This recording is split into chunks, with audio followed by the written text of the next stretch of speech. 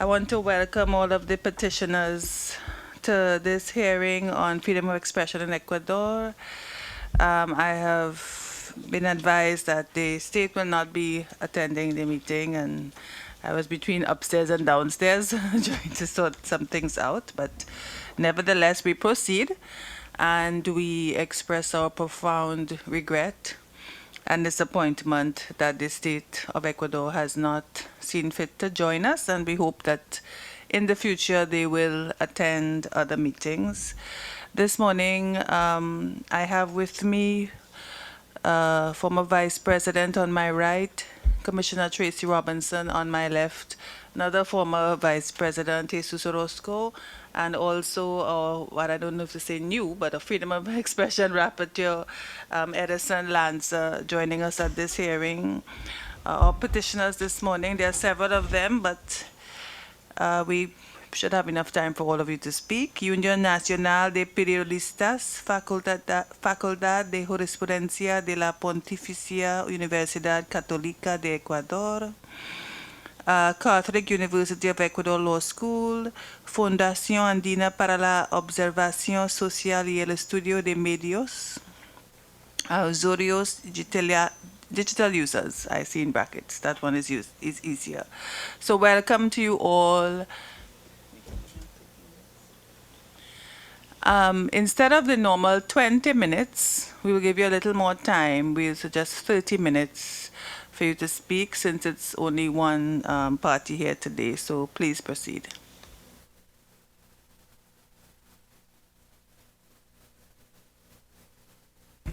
Muchas gracias, señora presidenta, señores comisionados, señor relator.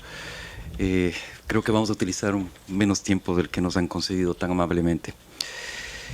Agradecemos a ustedes, en primer lugar, la celebración de esta audiencia, en la cual creemos que vamos a traer información pertinente, oportuna y novedosa sobre la aplicación de la ley de comunicación y sobre las restricciones que está sufriendo la libertad de expresión en Internet en el Ecuador.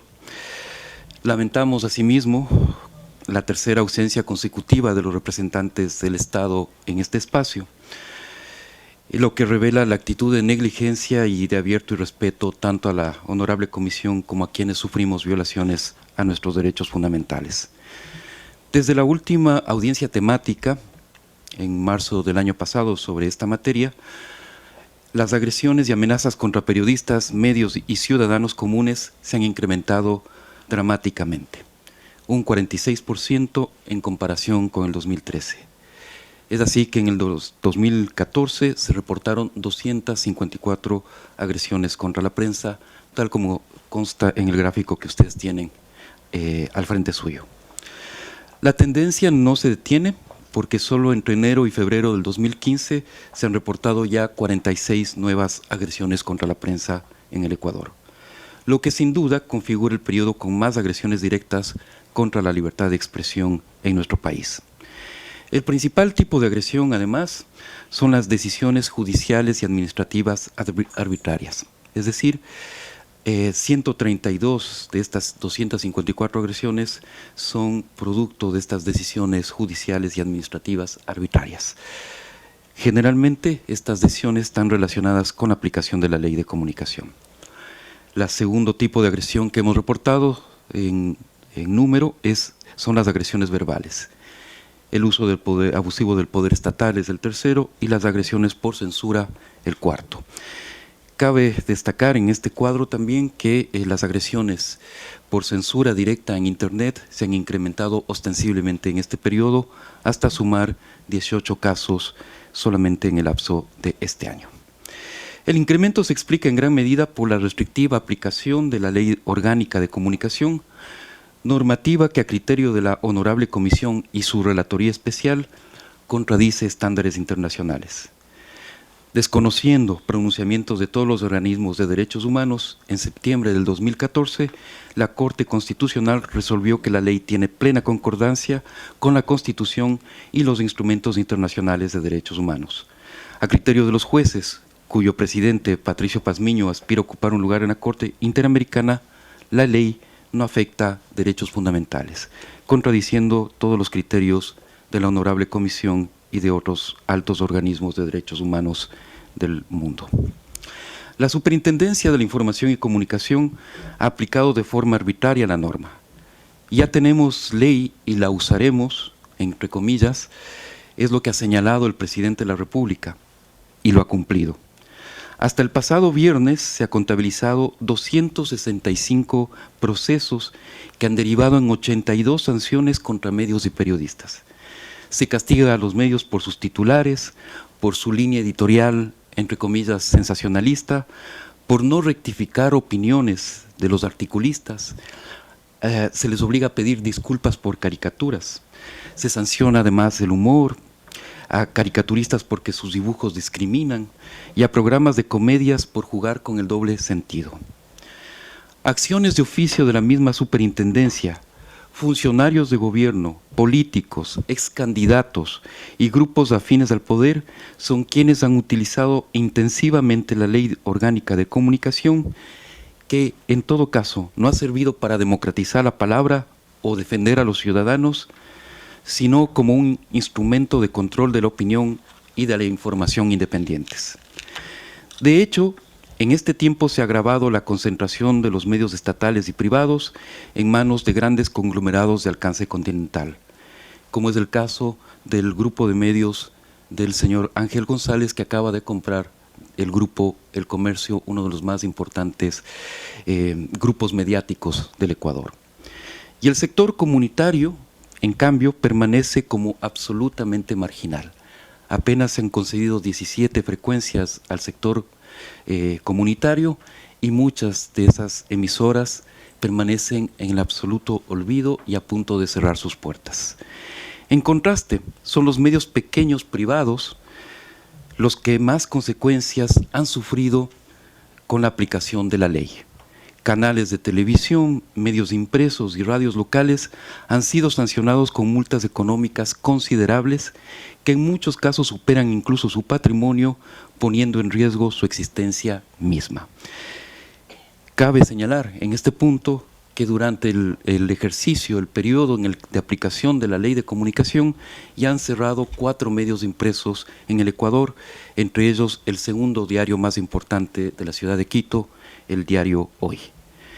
Estos procesos están en manos de un superintendente que reconoció que una revista como Charlie Hebdo no podría publicarse en el Ecuador y que, citamos literalmente, como hay determinados medios que se resisten a cumplir la ley, la aplicarán hasta desaparecerlos. El superintendente Carlos Ochoa ha afirmado además que para mejorar la norma y evitar los simples llamados de atención, plantearán reformas a la ley para endurecer las sanciones. Además del clima general de censura previa que se ha descrito, en los últimos meses se han incrementado las presiones sobre quienes ejercen su expresión en Internet. Aumento de la censura de cuentas de redes sociales y censura de contenidos, aprobación de normas restrictivas, abuso de las leyes estadounidenses de copyright, aplicación de normas vagas o amplias para silenciar voces críticas y el inicio de operaciones oficiales para revelar identidades de usuarios que se acogen al derecho al anonimato. Estas son algunas de las principales amenazas para la libertad de expresión en Internet que vamos a describir o a detallar en esta audiencia. Finalmente, es necesario mencionar a ustedes que la Asamblea Nacional del Ecuador continúa impulsando la enmienda constitucional para convertir a la comunicación en un servicio público. Varias organizaciones y organismos internacionales han alertado sobre las repercusiones de esta catalogación, señalando incluso que es una visión equivocada, pues un servicio público es un servicio en el que el Estado de algún modo es el titular. Lo que está bien para el agua, la electricidad, la salud y la educación, pero sabemos todos que estamos hablando de libertad de expresión, no de otra cosa. Dejo en el uso de la palabra al licenciado Vicente Ordóñez, presidente de la Unión Nacional de Periodistas del Ecuador. Gracias. Traigo ante ustedes la voz de los periodistas del Ecuador, preocupados por el estado de la libertad de expresión y de prensa en mi país, cuyas restricciones y dificultades para ejercer el oficio son cada vez mayores. Represento a la Unión Nacional de Periodistas del Ecuador, un gremio más grande y prestigioso con 75 años de vida institucional. Desde hace 8 años, el periodismo ecuatoriano recibe ataques sistemáticos desde las más altas esferas del poder. Periodistas y medios de comunicación han sido duramente criticados por no reproducir la verdad oficial. El gobierno ecuatoriano ha tildado al periodista como actor político y lo ha calificado como su principal opositor, porque no entiende o no quiere entender que los periodistas no buscamos controvertir sus verdades, sino poner los hechos en perspectiva. Con este argumento, varios periodistas han sido presionados y atacados por el poder hasta conseguir su salida de los medios de comunicación. Pero muchos otros seguimos resistiendo el embate diario del gobierno, sus ataques políticos, las cadenas nacionales y los espacios ordenados en las mismas estaciones de radio y televisión para desmentir nuestras afirmaciones. La preocupación latente de los periodistas ecuatorianos es el estado de indefensión en que nos encontramos. Estamos sometidos a un tribunal especial creado por ley para juzgarnos, que además de aplicar multas, tiene incluso atribución para remitir los expedientes a la Fiscalía por presunto cometimiento de delitos. Esto ha ocurrido en casos como el de caricaturista Javier Bonilla Bonil, recientemente sancionado por una supuesta discriminación socioeconómica del asambleísta del movimiento político de gobierno Agustín Delgado. El presidente siempre justificó la necesidad de una ley de comunicación para supuestamente mejorar la calidad del periodismo en el país, pero lo que buscaba era controlar los contenidos e intimidar a los comunicadores. Tras casi 2 años de vigencia de la ley, las multas han provocado el debilitamiento empresarial a los medios y las sanciones generan autocensura en los periodistas. Este ha sido el verdadero resultado de la vigencia de la ley de comunicación en el Ecuador. El mismo gobierno, a través de su principal vocero de control de medios, reconoció que si se aplicaran con rigor el 100% de la ley, muchos medios en mi país no pudieran trabajar. El gobierno hace alarde de que no hay periodistas presos en el país. Claro, ese nunca fue su objetivo porque causaría vergüenza internacional. Lo que busca es someter a la prensa. La estrategia es sencilla. Hay decenas de colegas periodistas que actualmente enfrentan procesos civiles, penales y administrativos por su ejercicio profesional que se han convertido en una amenaza latente y en la principal causa de autocensura.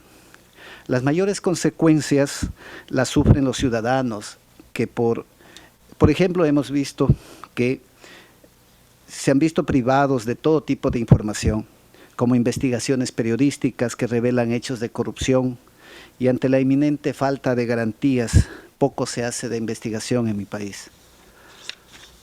Son varios los medios que han cerrado sus puertas, denunciando que una de las causas para su fin fue la asfixia económica provocada por el gobierno por el manejo arbitrario de la pauta publicitaria.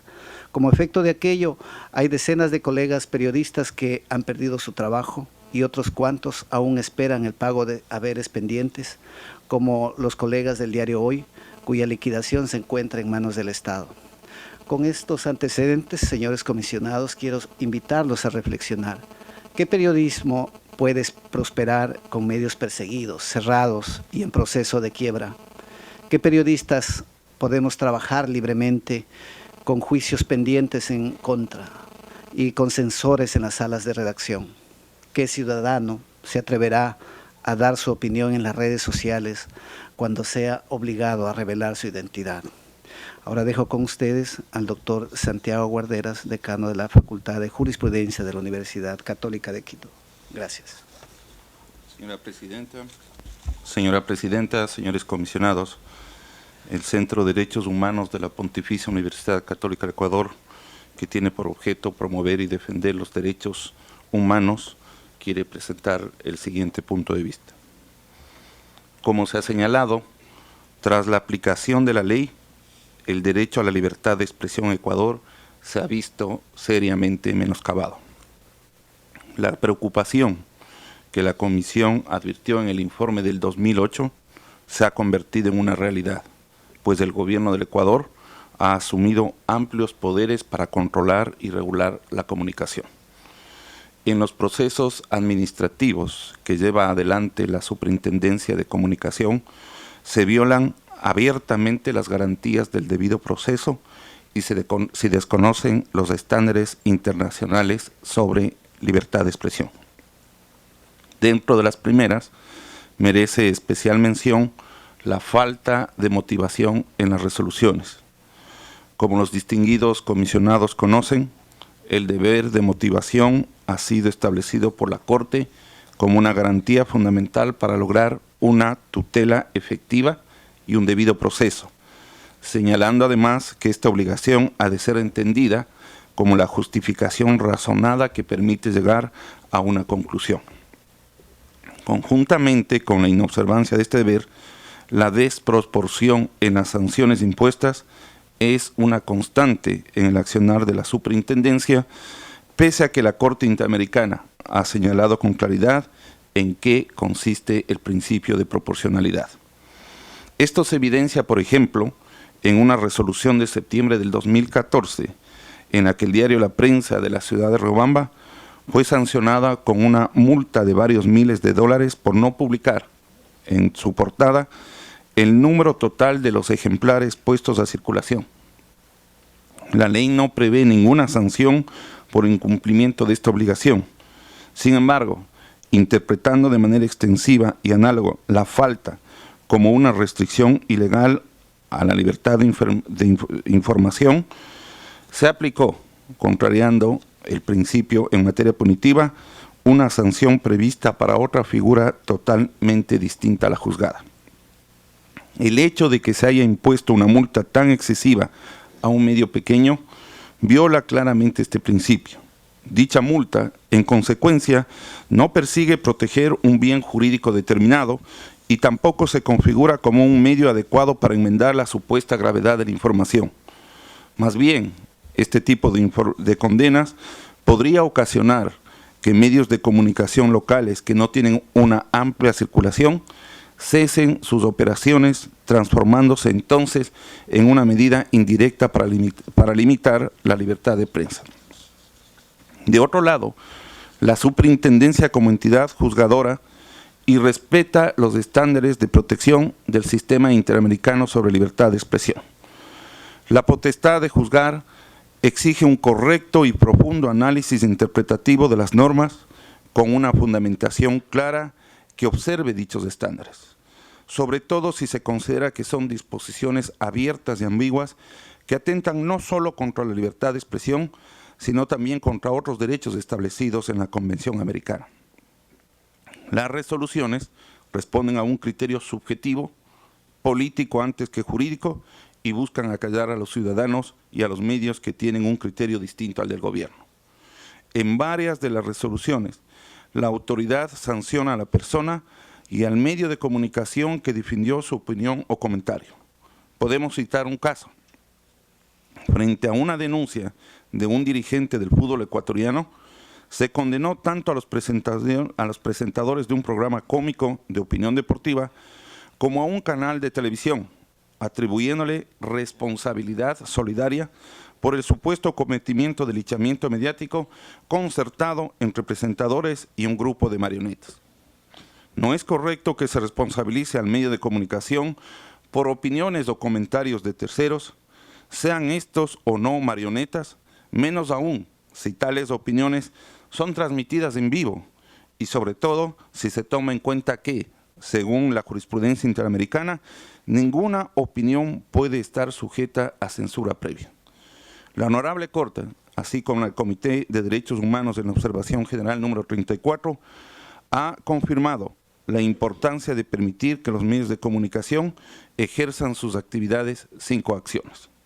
En definitiva, los órganos que controlan el ejercicio de este derecho no pueden ejercer atribuciones abusivas o sumamente abiertas que perjudiquen de manera notoria el ejercicio de este derecho, que es fundamental en una sociedad libre, pluralista y democrática. Dejo en el uso la palabra al economista Alfredo Velasco, representante de Usuarios Digitales. Buenos días. Usuarios Digitales es una organización de la sociedad civil que vela por el libre ejercicio de los derechos en plataformas digitales. Desde febrero del 2015, el Ecuador cuenta con una nueva ley de telecomunicaciones que consagra 3 elementos que amenazan el ejercicio de la libertad de expresión: la creación de una agencia de control dependiente del poder, la implementación de la subjetividad que limita derechos y la afectación del principio de la neutralidad. Para el control de las telecomunicaciones, la Unión Internacional de Telecomunicaciones de las Naciones Unidas advierte que, cito, cuando un organismo regulador se inclina ante la presión externa de operadores y otras entidades gubernamentales, a menudo carece de independencia y sus decisiones no son objetivas ni transparentes. Cierro cita. Así lo avala la Constitución del Ecuador, norma suprema que crea las superintendencias como organismos técnicos e independientes para la vigilancia, auditoría, intervención y control de las actividades económicas, sociales y ambientales y de los servicios.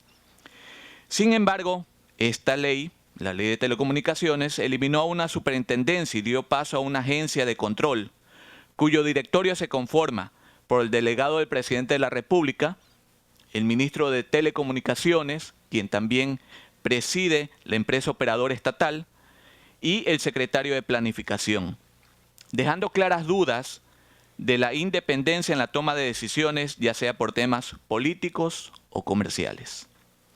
La ausencia de independencia del ente de control de telecomunicaciones afectaría también a un proceso de adhesión del Ecuador al acuerdo que mantiene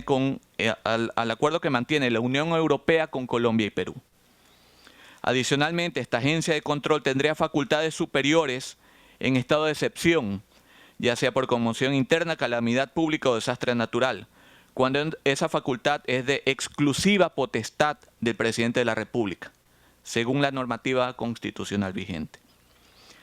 La agencia vía ley regulará, cito, regulará el alcance y derechos, cierro cita, del sector, y además los prestadores que operen redes públicas de telecomunicaciones tienen la obligación de permitir el control directo e inmediato por parte del ente rector de la Defensa Nacional.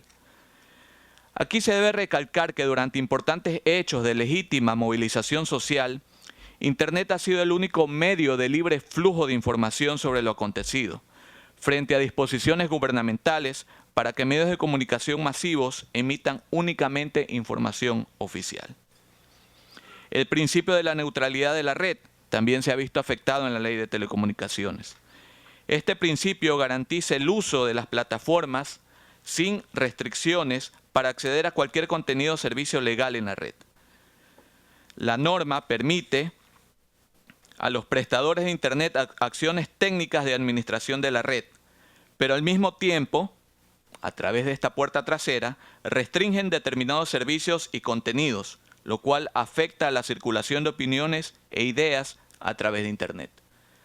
Esta eliminación de la neutralidad de la red se suma a todo un ecosistema de cuerpos legales que impactan el libre ejercicio de los derechos en plataformas digitales, como la eliminación del anonimato en comentarios en webs de medios por la Ley de Comunicación, la adaptación de la Constitución vía enmiendas para hacer de la comunicación un servicio público, además de acciones desde el poder, como la criminalización del anonimato, el escarnio público en espacios de información de gestión de autoridades, la revelación de datos personales, ataques y amenazas a críticos desde cuentas organizadas para esos fines, el uso del derecho de autor para censurar contenido incómodo, entre otros.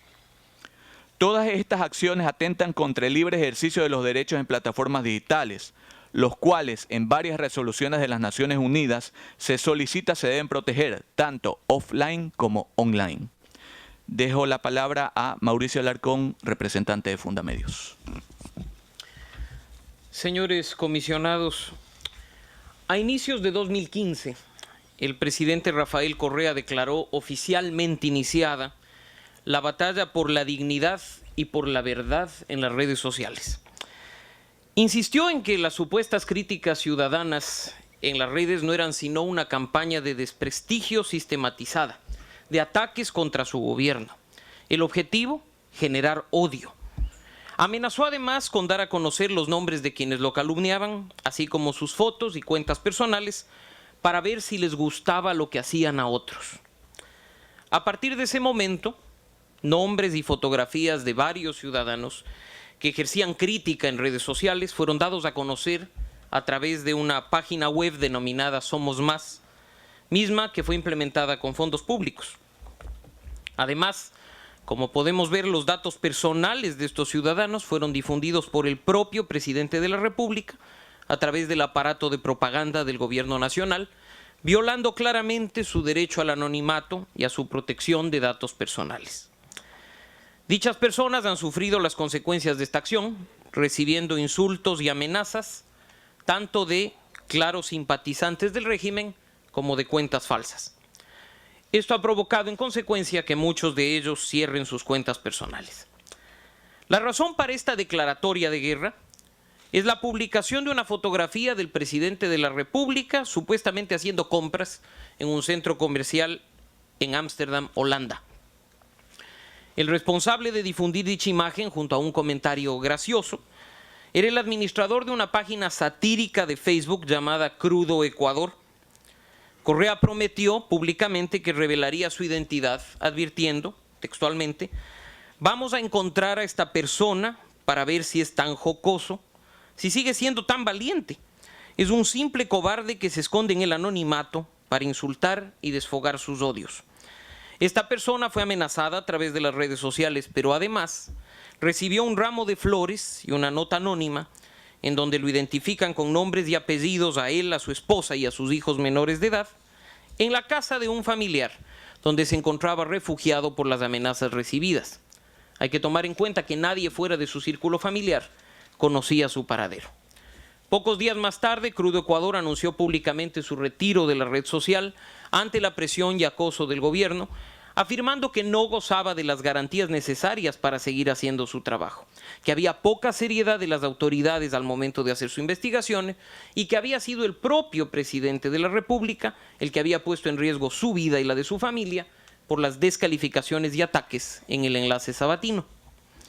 Cabe mencionar también casos como el de Marta Roldós, activista política opositora, cuyas cuentas de correo electrónico fueron hackeadas y su contenido difundido a través de medios de comunicación gubernamentales, o el de Mary Zamora, exdirigente de la Unión Nacional de Educadores, sentenciada por presunto terrorismo, quien fue víctima de acoso y supuesta difusión de fotos íntimas a través de cuentas falsas de Twitter.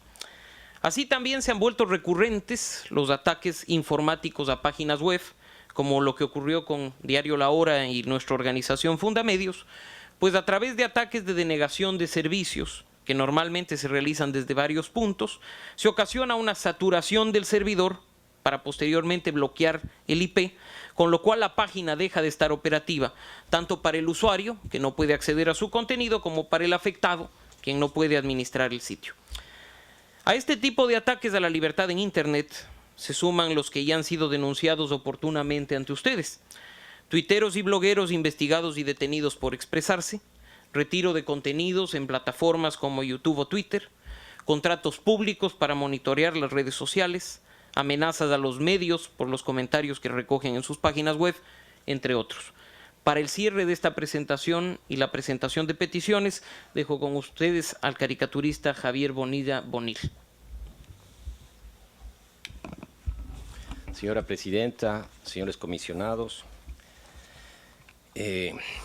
en Ecuador hay tanta libertad de expresión que ahora los censores publican libremente sus veredictos. En conclusión, durante 2014, lejos de menguar la hostilidad contra los medios de comunicación, se incrementaron las acusaciones y castigos. Incluso los medios gubernamentales han protagonizado ataques. Por ejemplo, El Ciudadano, periódico de la Presidencia de la República, acusó a los diarios El Universo y El Comercio de callar y justificar una masacre obrera ocurrida el 15 de noviembre de 1922. Hay quienes, cautivados por la propaganda del gobierno, han llegado, sin embargo, a pensar que este es un problema entre periodistas, dueños de medios y gobierno. Y no, no es así. O mejor dicho, lo es, pero no solo. Porque debemos recordar que desde hace algunos años, ciudadanos de a pie que al paso de la caravana presidencial han expresado un grito de rechazo o descontento, han visto cómo su principal ocupante, el presidente Correa, deteniendo la veloz marcha motorizada, ha descendido personalmente a buscar y encarar cuerpo a cuerpo a un ciudadano. Varios han sido encarcelados, y no en una o dos o tres ocasiones. Al menos hay registrados 20 casos. De modo que el hostigamiento a la libertad de expresión es desde hace un tiempo un problema no solo de los medios, sino fundamentalmente de los ciudadanos. Pero si aquello no es una novedad en Ecuador, sí lo ha sido en 2014 la acentuación de la intransigencia, pues ha escalado a niveles que serían risibles si no fuera por el riesgo que entraña. El humor es hoy motivo de persecución, de control inquisitorial, de interrogatorio. El Consejo de Regulación de la Comunicación cuenta con semiólogos que descifran las intenciones de los humoristas. Y cuando faltan estos, el presidente Correa, sin necesidad de apoyo semiótico, descubre que una página de memes en Facebook tiene la intencionalidad de desestabilizar un gobierno. ¿Cómo estarán cambiando las cosas? Que antes la ambición legítima de un tuitero era que lo sigan muchos. Ahora la aspiración es que no lo persigan. Los memes le molestan al presidente Correa.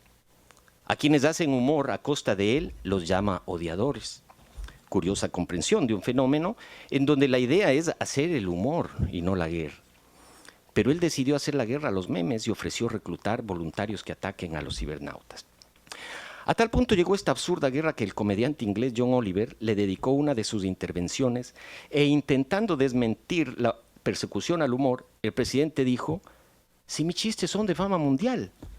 Pero el inglés le dijo: en realidad no es que sus bromas sean conocidas alrededor del mundo, es que cada vez más usted se hace conocer en el mundo como una broma.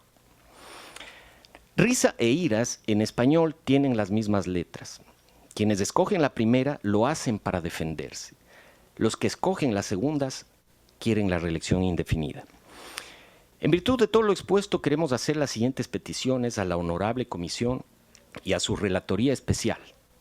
Primero, dado que son varios años sin que se concrete una visita in loco, y considerando que la situación de la libertad de expresión sufre un acelerado deterioro, solicitamos a ustedes la conformación de un grupo especial de trabajo que visite Ecuador.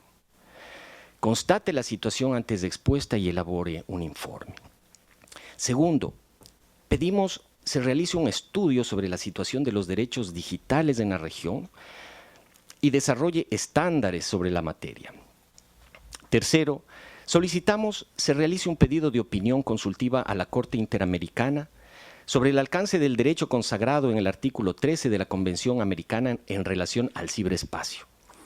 Cuarto, requerimos que se haga seguimiento al proceso de enmiendas constitucionales que se impulsa en Ecuador y que se pronuncie respecto a si categorizar a la comunicación como servicio público es compatible con los estándares internacionales en la materia.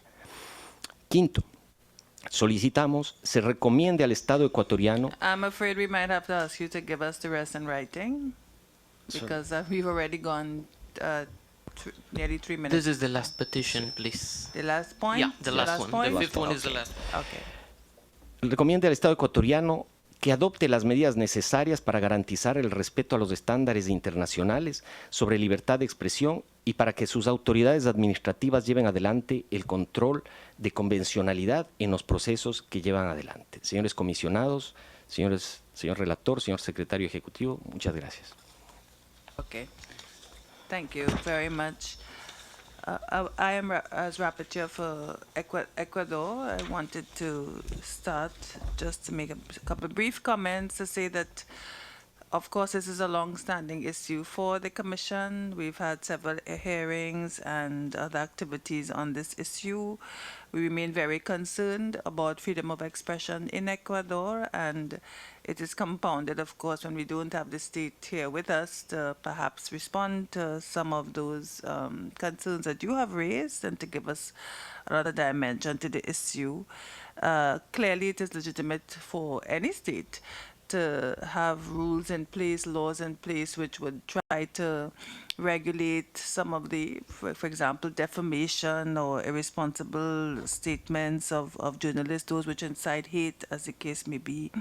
But that is a far cry from laws which seek to have censure and laws which subject journalists to administrative and judicial penalties and sanctions, which can have such a devastating effect, as you have explained to us here today and on many, many occasions. So we continue to be very concerned about these kinds of laws and their impact, especially when they lead indirectly or to closures of media houses and the like, which further restrict freedom of expression. This is clearly not what is contemplated by international laws on freedom of expression. I had a couple little questions. One had to do with the constitutional amendment that you mentioned, that communications would now come under public services. I wasn't too clear what exactly the plan is. Is it that it's aimed at houses, communications houses or institutions, industry? Is it communications as an abstract concept? I wasn't clear. If it is aimed at industry, is it to provide funding or is it only to regulate? But it does seem that you don't need to do that, have a constitutional amendment in order to regulate, as has been happening now. So I'm quite puzzled. I don't know if you have any more information. It could be written at another date. Another time. The other thing that I wanted to raise, which is more in the matter of a conceptual issue and has to do with the information on the digital services that you discussed. It seems to me that that's a bit of a gray area, the rule on I can never say that word, when you're anonymity, yes, that I would like to find out or just ask how far you think that goes, especially since in relation to journalists are not normally anonymous, and when they are protected as journalists. And we do have, for example, if you have rules like defamation and so on, how does one protect against that with anonymous quote-unquote journalists? So I think it's a gray area. I don't think it's well defined. I don't know what you think the limits of that rule, that principle would be in this whole context. Clearly, the internet is a fairly new arena for freedom of the press, and we are now reaching towards standards. But as I said, that one is a conceptual issue.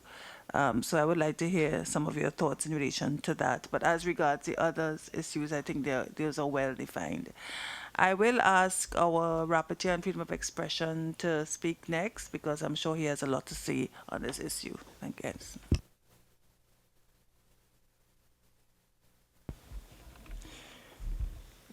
Gracias, Presidenta. Quiero agradecer a la delegación de las organizaciones de la sociedad civil y al caricaturista Bonil por la completa exposición que nos han hecho y el resumen de los problemas que enfrenta la situación de libertad de expresión en Ecuador.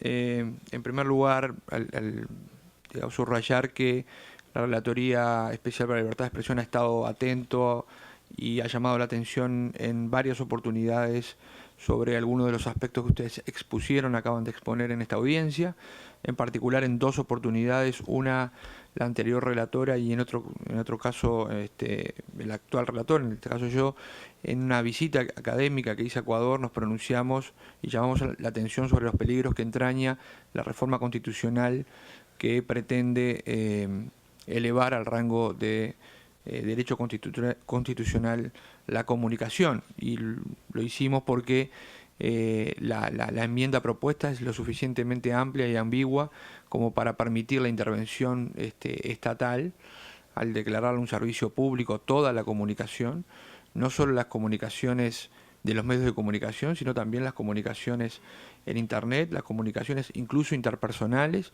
La situación no solo de periodistas podría estar mediada por la intervención previa del Estado, como la de los humoristas, los documentalistas, la gente que hace teatro, literatura, cine.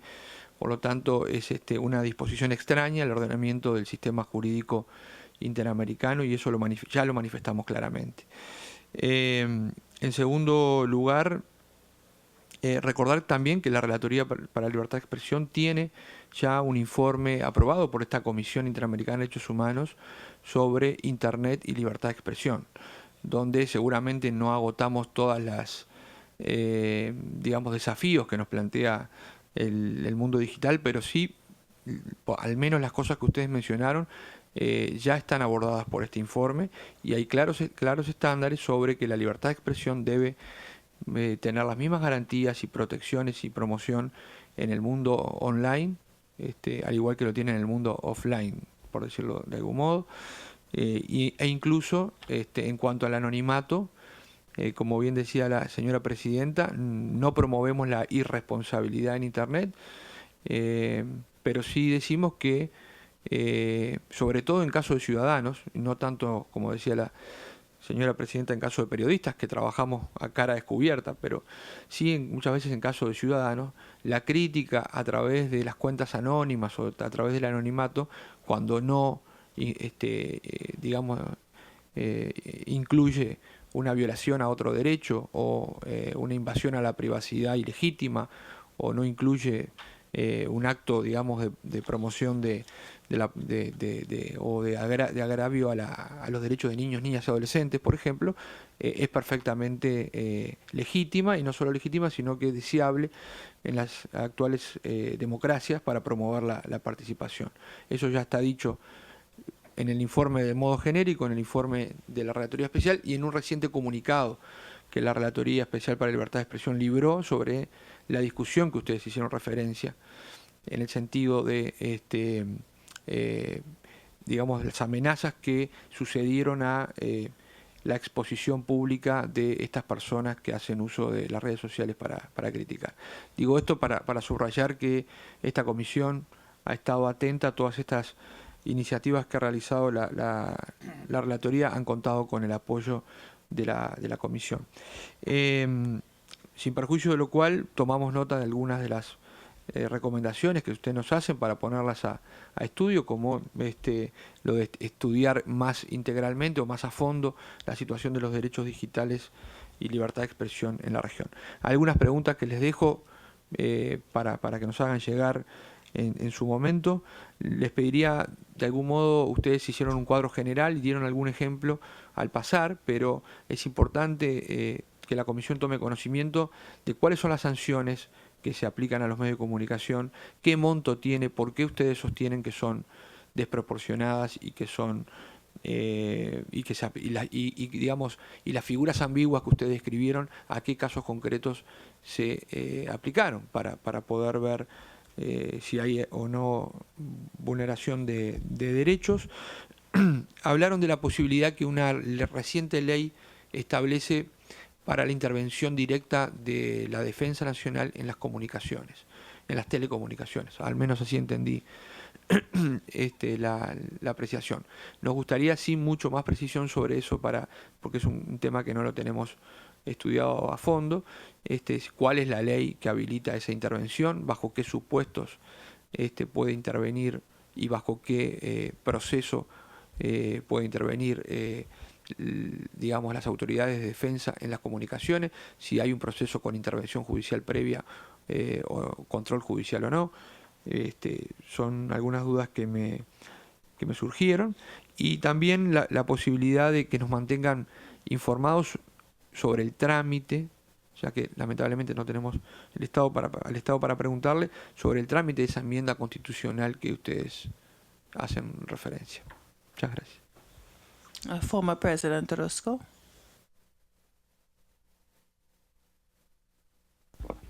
Gracias, Presidenta. Muy buenos días a los representantes en especial de las organizaciones peticionarias y agradezco su presentación sobre la situación de la libertad de expresión en Ecuador. Ciertamente, como ya precisó la presidenta, habría sido deseable y muy importante contar con la presencia del Estado para también contar con su perspectiva, que es fundamental para el cumplimiento de la misión que se asigna a esta Comisión Interamericana en cuanto a la promoción y observancia y defensa de los derechos humanos. Hay un aspecto que yo quisiera que más que en este momento, en su oportunidad nos brindaran mayor información. Ya destacaba el relator que la Comisión Interamericana se ha pronunciado, e incluso a través de su Relatoría Especial para la Libertad de Expresión, en cuanto a lo relativo a la preocupación de que se conciba como un servicio público la libertad de expresión y no como un derecho humano. De ahí que yo quisiera que nos aportaran desde la perspectiva de las organizaciones peticionarias sus argumentos sobre el particular, y también sería deseable que el Estado en su oportunidad también nos aportara información sobre este tema para conocer sus perspectivas. En cuanto a la Superintendencia de Comunicación e Información, y que tomamos nota de las decisiones que estimarían las organizaciones peticionarias que serían violatorias de la libertad de expresión, pero que, como sabemos, desde una perspectiva administrativa, la existencia de un órgano regulador y que el mismo pueda sancionar es viable. Por ejemplo, que sanciones civiles, me refiero a medios por no cumplir con algunos requisitos para la vigencia de las concesiones, garantizar la veracidad de la información o no rectificar eventualmente alguna información cuando les sea requerido. O sea, hay algún aspecto y una función que desempeña un órgano regulador en que puede imponer estas sanciones válidas, pero que hay algunos otros, se han mencionado ejemplos, y de aquí a la relevancia que también ya destacaba el relator especial, para que pudiéramos ya en qué casos y hacer el juicio y el análisis de proporcionalidad correspondiente para indagar, ¿verdad? Y tener una idea más clara de las preocupaciones que ustedes han expresado sobre este tema. Y también finalmente, sino ahora en su oportunidad, las garantías que estiman se prevén legalmente respecto de la independencia de los integrantes de la Superintendencia de Comunicación e Información, o, desde su perspectiva, si hubiese alguna insuficiencia sobre tales garantías, que nos dieran sus argumentos y la manera como ustedes consideran que podría fortalecerse la independencia de este órgano. Muchas gracias. Commissioner Banuki. Sí, gracias. Gracias por la solicitación de audiencia, por las importantes informaciones que nos brindaron. También lamento la ausencia del Estado, que no permite a la Comisión ejercer el derecho de la Comisión de oír el contradictorio, informaciones distintas sobre los mismos hechos. Son preguntas solo de aclaración política, de contexto político. Primero, una pequeña, que es cómo funciona la presencia de censores en las redacciones, en qué regla se apoya y cómo es la rutina, cómo se trabaja. En el momento de cerrar la edición del día, el noticiero, hay que someter, ¿cómo es eso? Segundo, si los vehículos de Ecuador, sean los vehículos cerca de gobierno, cerca los demás, los independientes, divulgaron, publicaron el discurso de Rafael Correa en la toma de posesión como presidente de CELAC. Fue un largo discurso. ¿Cómo se fue Eso en los distintos vehículos. Y tercero, última, si esa actitud es una actitud monolítica o si en áreas de gobierno hay alguna apertura, algún seguimiento más abierto para algún tipo de intercambio, de diálogo. Gracias. Okay, some of the questions were ready for you to respond in writing, so are you free to do so? We welcome that opportunity. So you now have 3 minutes just to respond briefly to what was upset. Thank you. Gracias, señora presidenta. Va a pasar el licenciado Vicente Ordóñez, de la Unión Nacional de Periodistas, a contestar a algo muy brevemente referente a lo del Servicio Público de la Comunicación y de la aplicación de la Ley de Comunicación. Sí, gracias. Quisiera empezar por lo último del comisionado Paulo. Básicamente los censores dentro de las redacciones prácticamente ahora ya no solo laboramos los periodistas, sino también hay abogados. Esto es como un objetivo, yo creo, es para evitarse los juicios, la acumulación de juicios por las palabras que se ponen en las noticias, en los reportajes. Eso es la aplicación de censores, pero yo creo que la mirada que tiene en este caso el medio de comunicación privado es para evitar el juicio tanto al medio como también al periodista. Y eso del diálogo es una actitud, sí, monolítica, no ha habido la apertura al diálogo en torno a la actividad que desarrollamos los periodistas. Nosotros seguiremos haciendo el periodismo, no nos aminaremos. Yo creo que tenemos una gran responsabilidad con la ciudadanía, más que con el Estado. Al Estado siempre seremos incómodos, pero nuestra misión va más allá del Estado y es permanente. Lo del servicio público, no sé, doctor. Sí, muchas gracias. Yo creo que es muy importante la preocupación que tiene el comisionado Orozco con relación a este tema. El caso es que a través de esta enmienda, que es una verdadera reforma, lo que se está pretendiendo es transformar al derecho de la libertad de expresión en un servicio público. Eso determina que ya el titular de ese derecho no va a ser el individuo, sino que va a estar a la esfera del Estado.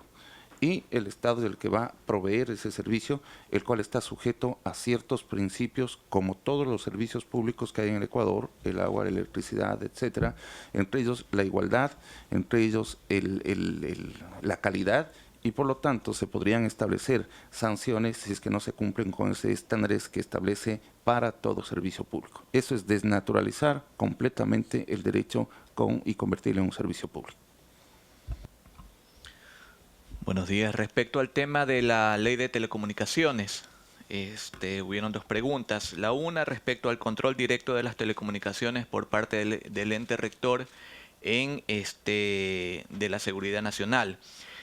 Más allá de este tema es que se le está dando funciones a la agencia recién creada para que limite derechos. Esto aquí constitucionalmente solamente se le permite al presidente de la República. En este caso, la ley de telecomunicaciones se lo está dando a esa agencia.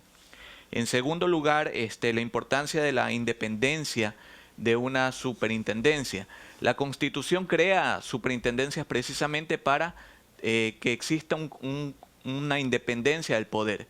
Pero esta ley lo que hace es eliminar las superintendencias creadas por la Constitución para crear una agencia en la cual los 3 miembros son directamente relacionados con el gobierno, o sea, el presidente, el ministro de Telecomunicaciones y el secretario de Planificación. Entonces, obviamente nos quedan muchas dudas respecto a la independencia que se pudiera tener, tanto política como comercialmente, ya que el ministro de Telecomunicaciones también preside la agencia prestadora de servicios de telecomunicaciones del Ecuador. Y respecto a esto aquí les voy a estar enviando mayor información. Finalmente, sí es importante destacar en el tema del anonimato que mencionaba, señora presidenta, que nosotros estamos a favor de un anonimato responsable y sabemos que ese anonimato tiene límites y que cuando un ciudadano se escuda en ese anonimato, debe estar plenamente consciente que si transgrede esos límites, se debe someter a la ley. Pero ese anonimato protege la crítica.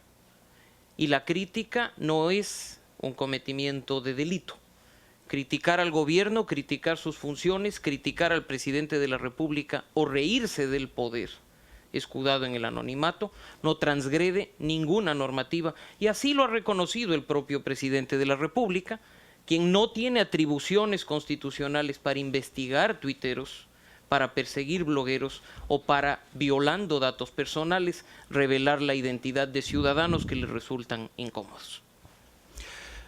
Presidenta, si me permita añadir algo más de lo que dice la relatoría en el informe que señaló el relator del 2013, en donde estableció las reglas generales para este tipo de regulación, ha señalado que cuando se viola el derecho al honor o al buen nombre de una persona a través del anonimato, lo que tiene que procederse es a una investigación judicial, y es el juez quien ordena la revelación de los nombres, no a través de una sabatina en donde el presidente descubre la identidad de la persona. Of course. Thank you very much. Again, thank all of you for coming to this hearing, to giving us information. As you heard, this is an issue we are working on actively, and we continue to hope that we can have full dialogue with the state. Thanks again. Bye.